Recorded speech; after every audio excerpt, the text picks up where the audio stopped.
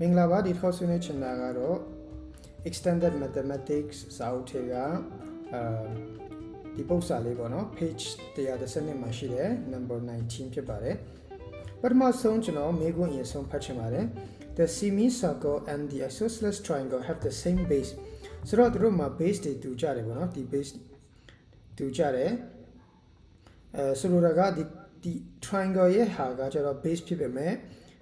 ဒီ semicircle ရဲ့ဟာကျတော့သူကဘာဖြစ်မလဲဆိုတော့diameter ဖြစ်မယ်ပေါ့နော် okay ပြီးတော့လို့ရှင် and the same area ပေါ့နော် area တူကြတယ် find the angle x ဒီ angle x လေးကဘယ်လောက်ရှိမလဲဆိုတဲ့ဟာလေးကိုရှာရမှာဖြစ်ပါတယ်ဆိုတော့ပထမဆုံးကျွန်တော်တို့တီးတဲ့ဟာလေးပေါ့နော်ဒီ AB is equal to AB ပေါ့ဒီမှာ AB နှစ်ခုတူတယ်အဲ့ဒါလေးကိုကျွန်တော်တို့က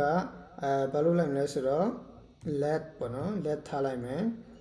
AB is equal to AB is equal to ကကျွန်တော် 2B ဆိုပြီးတော့ပေးလိုက်မယ်ဘာလို့ဆိုတော့ကျွန်တော်တို့ကပို့ပြီးတော့မှလွယ်သွားအောင်လို့ပေါ့နော်တက်တဲ့အချိန်မှာအဲ့ဒါဆိုရင်ကျွန်တော်တို့ဒီဟာလေး B ဖြစ်မယ်ဒီဟာလေး B ဖြစ်မယ်ပေါ့နော်အဲ့ဒါဆိုရင်ဒါလေးပဲ B ဖြစ်မယ်ဒါ B ဖြစ်မယ်ဆိုလိုတာက radius က r is equal to က B ဖြစ်သွားမယ်ပေါ့နော်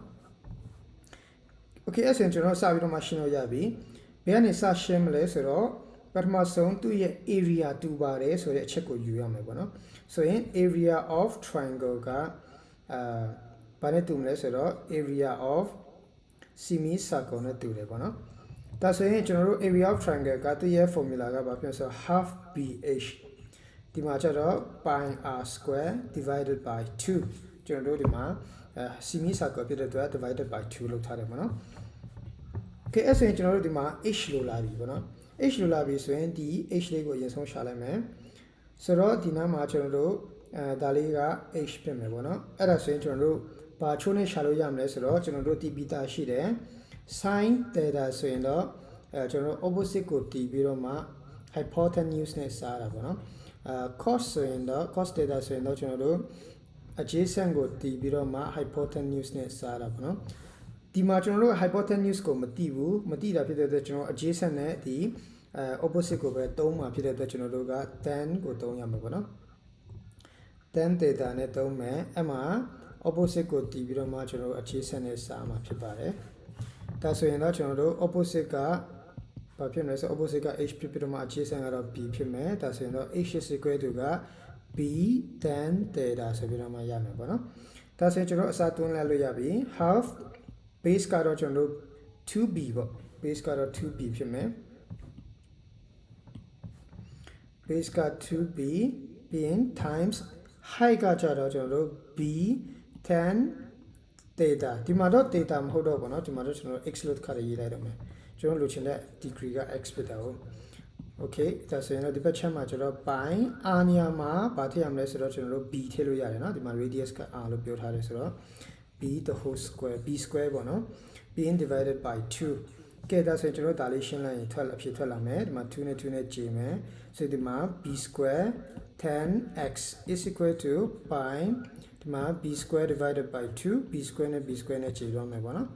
ဒါဆိုကျွန်တော်ဘာကြမလဲဆိုဒီနားမှာ10x is equal to က pi over 2ဆိုပြီးကြမယ်ဒါဆိုရင်တော့ကျွန်တော် x ကိုလို့ချင်ရင်ဒီမှာ10 inverse ယူလိုက်လို့ရှိရင် pi over 2ကို10 inverse ယူလိုက်လို့ရှိရင်ကျွန်တော်တို့အဖြေပါထွက်လာမယ်ဆိုတော့ calculator တစ်ချက်နှိပ်ကြည့်မယ်ပေါ့နော်ဆိုတော့10 inverse pi over 2ဆိုရင်ဘာရမလဲဆိုတော့ကျွန်တော်တို့ 57.518